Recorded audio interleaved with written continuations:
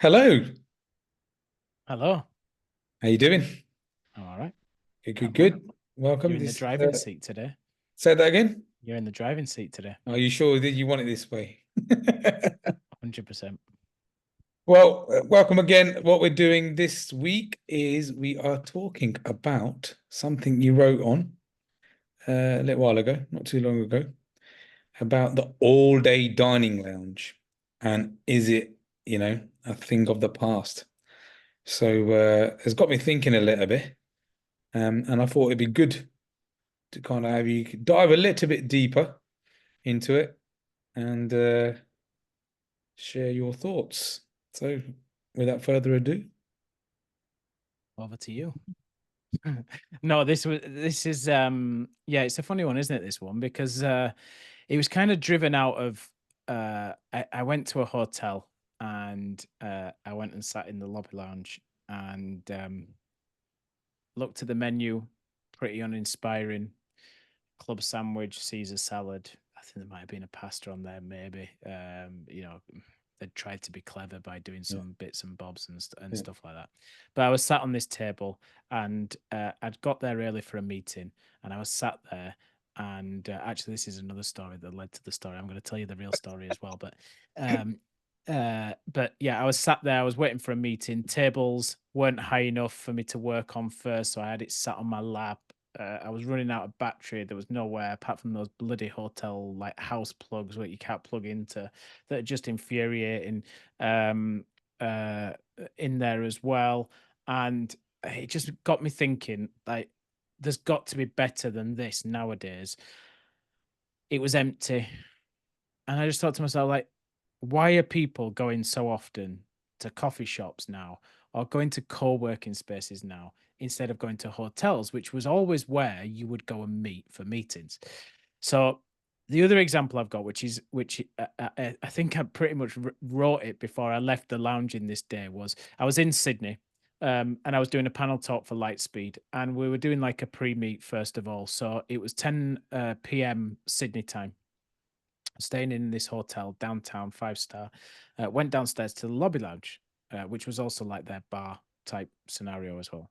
Went down there, and it was pitch black. Like the lighting just wasn't right. It just wasn't right for the time, the setting. It was too dark, even though it was nighttime. There was only me in there. I went to go find it.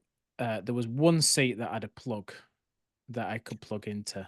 And I reckon it was probably 120 to 130 covers this thing. It was a pretty big lounge. There was one table, which is a good job there was no one in there. Otherwise, I'd have been right in trouble. Anyway, so that was that. I logged on and I couldn't see myself because it was that dark.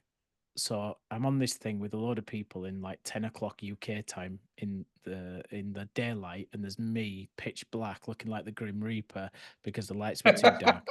And then to cap it all off, the music was so loud that when you have those zooms that's really awkward because when you're speaking you're just aware of the noise in the background, which, Yeah. listen, if I was sat in a place that had loads of people around it and it was great vibe and all the rest of it, wouldn't care less. It was my decision.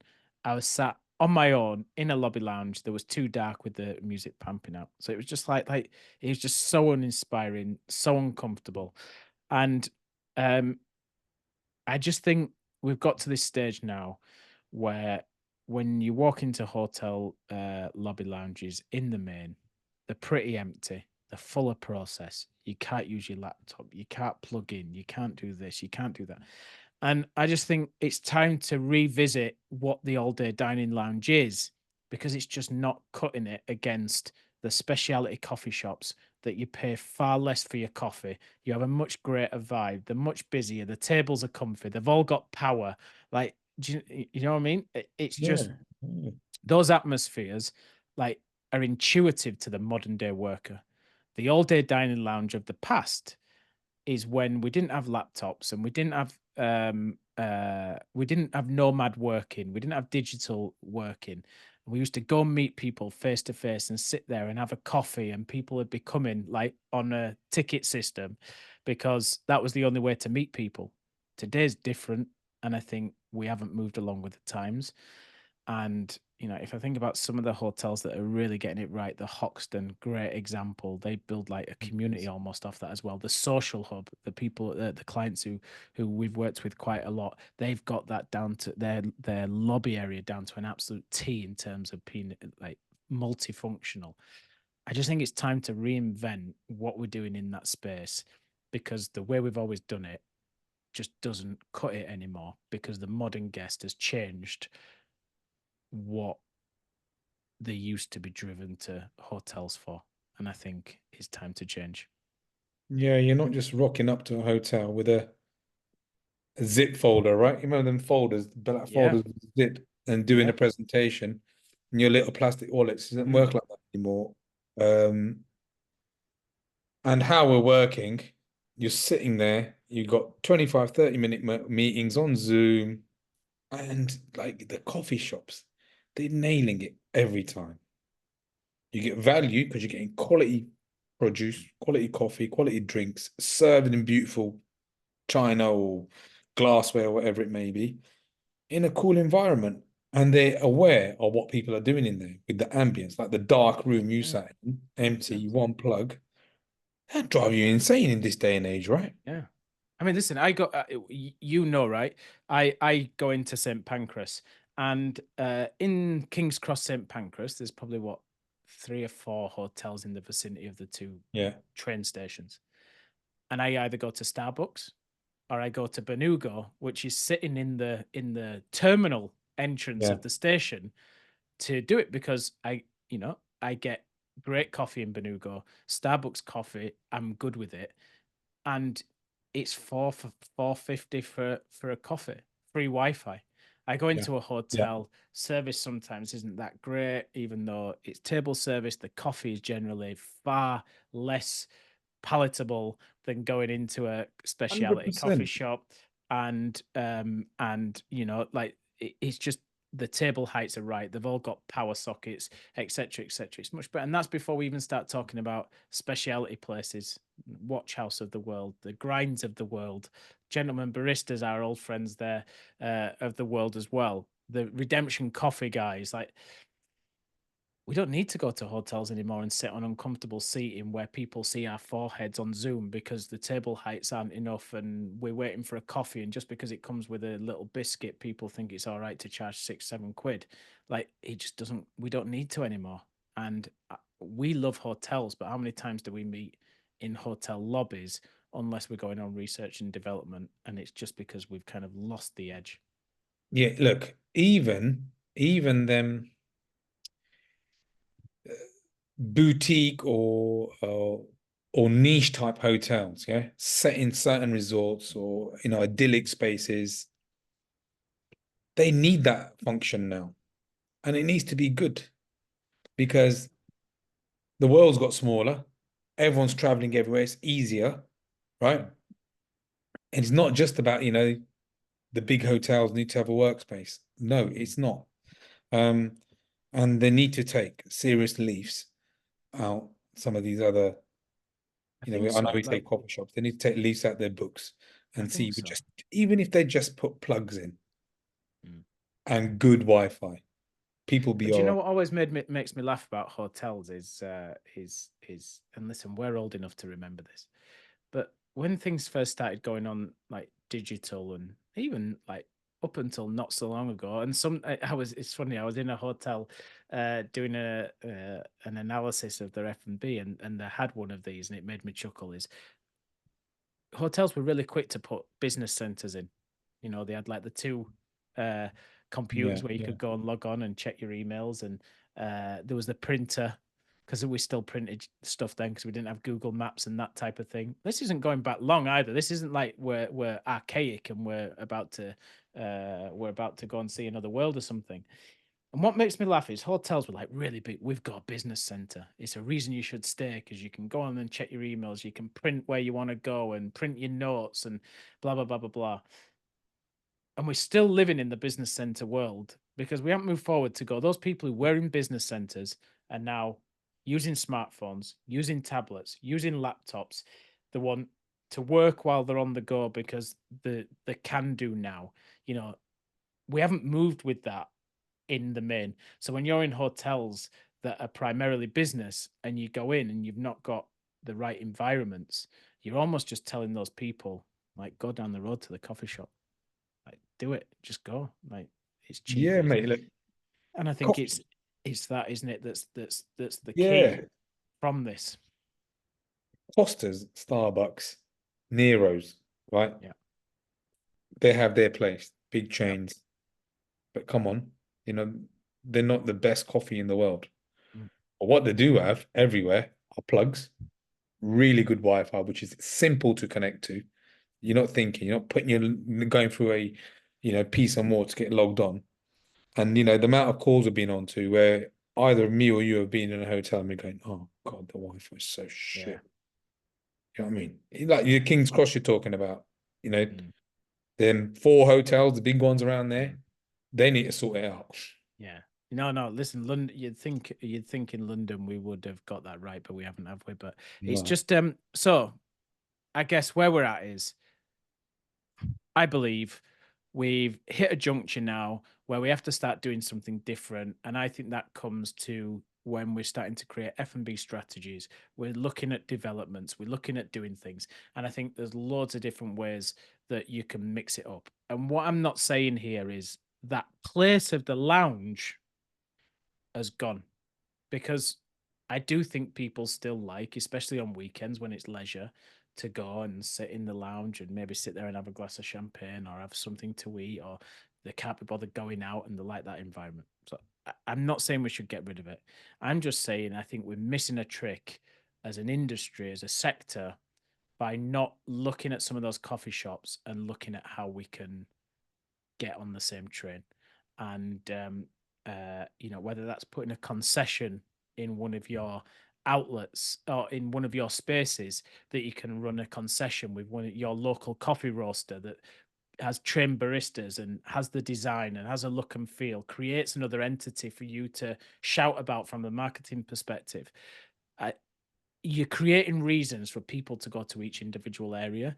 And I think hotels that sit there with all day dining lounges that um, aren't right for workers can't then sit there and wonder why they don't have full lounges anymore, Monday to Thursday between 9 and 5, because it doesn't lend it for it. And I think, back to the guys at the social hub, I wish there was a social hub in London, because genuinely, and I'm not just saying this because we work with them, I would go and use that product all the time. Because when I go to Amsterdam and I work with them, I stay in the hotel. I very rarely go out until nighttime, when we go out for dinner, or I go and do a scouting mission and see some hotels, because I don't need to. Like, it's got a little grab and go coffee cafe there where I can get coffee and snacks through the day. It's got different work environments where you can go to. It's got rooms where you can go do Zoom meetings quiet. It's got the restaurant there where you can go and have a decent lunch. It's got ping pong tables that you can just go and have a game of ping pong halfway through the day and like just switch off for a bit. It's got all these different experiential elements that fosters a great work environment, and I just think they have hit it on the ground. And if they open in London, they're going to be so successful, because London is crying out for the next evolution of a Hoxton, which I believe the social hub is. And what we really wanted to get over from these episodes was that people get takeaways from it. If you want to look at how to energize a lobby, I would look at those guys at the social hub and really look at how they do it, because they do it superbly well. It's funny, I was in the Nomad in London last night as well, meeting friends, and they've got a real nice distinguation between like the all day dining area, which is the beautiful huge lobby area with the greenery and stuff, and then there's the library where you can just go and get a drink or a coffee or something up there, and real nice environments. Then they have the Mexican restaurant, and everything just feels defined. Like, you understand, like, I'm not going to go in that lobby lounge for a drink because it's just not right. It's made for dining. Yeah. Equally, I'm not going to go up in that like library and kind of sit there and have a three-course meal. Like, everything's defined, and I think that's, sometimes we try to be too much for everything, and it all becomes a bit diluted and it gets lost in space. So I think it just comes down to proper zoning, taking the same space, the same square meter, the same square footage, and looking at what you can do with that that creates a reason for people to go to each individual area and therefore gives it an identity that you can talk to that customer instead of trying to be something for everyone and being the master of none. And that would be my real takeaway from this is really look at how you can define areas and how you can bring USPs into them to make them work. Yeah, banging. You know, Enough?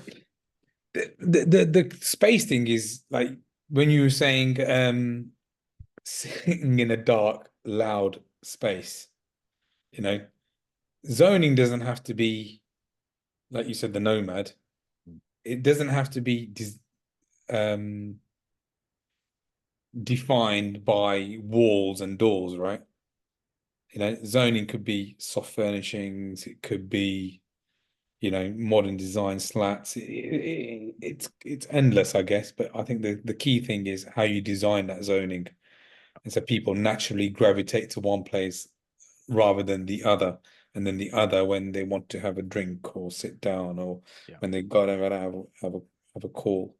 It's So like when you go into lobby lounges, and it's funny because it's kind of falls in with a project that we're doing at the minute. But when you go into those spaces and there's just seats, and you order a coffee or you order a drink, and all of a sudden it comes from behind a door, and it's a bit like, why do you need to hide it behind closed doors? Like when yeah, we've just put forward a restaurant design and a concept to a client, and we've put a bar in the restaurant because no one likes to be the first guest in the restaurant. By putting a bar in there, it can help at this particular space, especially, it can help break up that yeah, first person arrival thing. I think the same thing in the lobby lounge sometimes is it's always like quite secretive and like looking at what's going on, and like on a late Sunday night or something, the member of staff's making a coffee for another guest and you might not get served. I just think there's all those little bits that just like adds to the experience. And we're so used to seeing people make coffees now. It's not like before where we might have hidden them in pantries and stuff like that. We're so used to people making going into bars and sitting at bars and that kind of counter dining. I just think again that back to that experiential piece, back to that bit about kind of creating reasons people will want to go to each individual outlet. The more you can do from that perspective that brings that front of house, the more you're creating an atmosphere that people will want to stay in. And I think that makes a massive difference as well. yeah, you're connecting with the people in there, you're connecting with the space, it's familiar. It's like you're saying, nothing's hidden, everything's, you know what I mean? I'm not saying everything should be out the open, you know, you don't want the chef prepping his lettuce in front of you, right? It's about it just being normal and natural to what people are seeing now and what they're used to now. Mm, You know, you go into a grind, we go to the grind and often have meetings in London Bridge. mm. Everyone's in there eating Yeah, and it's having a incredible. meeting, Yeah. you know, and everyone's doing their work. You know, it's like a central bar, isn't it, in there? Yeah, it's a brilliant. I love going Yeah, there. Whenever I do meetings in London Bridge, I go there. Do you know another good hotel that I always point people to on this subject, and I actually put it in the post when I was there, is the Civilian Hotel in New York. Just a really good example of how they have yeah, yeah, created an identity for each individual outlet, and people know what it is. People know why they're going to those outlets, and I think in London the Broadwick have done a really good job of that as well. yeah, yeah, With the rooftop, the restaurant downstairs, the little uh like bar come. I guess it's a newer version of an all day dining lounge, but it's got bar in it. It doesn't feel like an all day dining lounge. I sat in there for about 4 hours doing some work, had some lunch. Like it was good. So I think they're another great example if you're in London to go check out as well. But caveat that, and I did it in the article, is sometimes you have a hotel that needs an all day dining lounge. mm, mm, And in the article, I picked out the Dorchester because the promenade there, and the promenade was legendary when I was working with the business, with the company in 2012. It's been there long before I was probably even born. Like, they've just redone that space and they've done it so well that it's retained the essence of the promenade, but that is your classic all day dining lounge where you're going to go there, you're going to meet someone, you're going to have an afternoon tea, you're going to have a treat with your mum and dad because they've come down to London for the day. Like that is a destination all day dining lounge. And what I'm not saying is people like that suddenly have to go putting coffees places in there and stuff like that. Like sometimes it's right to have that environment. If your strategy is that we want to have those people in there because it's in the right part of the town that you're in or whatever that might be, like perfect. But stay true to the core and don't start expecting, whether that's in budgets, in marketing, or whatever it might be. Like, why don't we get people coming in and working? Why don't we Yeah. like stay true to the core and build it like that? And you can build really successful all day dining lounges with afternoon tea in hotels, even new hotels as well. It's just got to have a really clear identity with it, and it makes it easier. So what I'm not saying from this is like get rid of them completely. I just think so many hotels have the opportunity to do so much more interesting, fun, exciting outlets that's going to bring people in from outside the hotel and get people who are staying in the hotel to consume with you than what we're doing at the minute. And I just think there's a massive opportunity to do something different. So if you're refurbing a hotel or you're building a hotel or anything like that, you need a couple of old guys to really have a good look at what you could do with some spaces. Give us a shout. The echo test. Deets in the show notes. Yeah, yeah. Do the echo test, do the plug test. We'll tell Yeah, you. But like exactly. going back to the Dorchester thing, they know who they are. That's who Yep. they are. Yep. And to have that provenance in the hotel space, right? This is what this lounge is going to be. That's what it's going to be. But yeah, I think you've made that really clear. Yeah. That's good. And I think, is it a thing of the past? Mostly, unless you're the Dorchester, right? Or the I Dorchester think crab. I think the all day dining. I'm going to rephrase this now. I think the all day dining lounge of the past is a thing of the past. I think there's opportunity Ah, to be the okay. new evolution of the all day dining lounge. How about that? Yeah. That's nailed it, I think. Yeah. I wouldn't have thought of that. Yeah. No, but you thought of what's the scoop? So Oh, there you go. There you my what I just said then, which I actually can't remember now, is not going to be the title of go. this show. So we're going to give you the creativity on this one. So Yeah. hope it Rightio. was useful. All right, nice one. Thank you, Scott. And let's do some more of these types of topics. I think they're interesting and Yeah. it'll form opinion, and hopefully we'll get some comments and we'll get some questions from people, and we can fire them fire them back with some of our information and nuggets of our experience, so to say. Yeah. Hopefully. What? What? Awesome. Thanks, Adios. guys. Catch you later. Bye.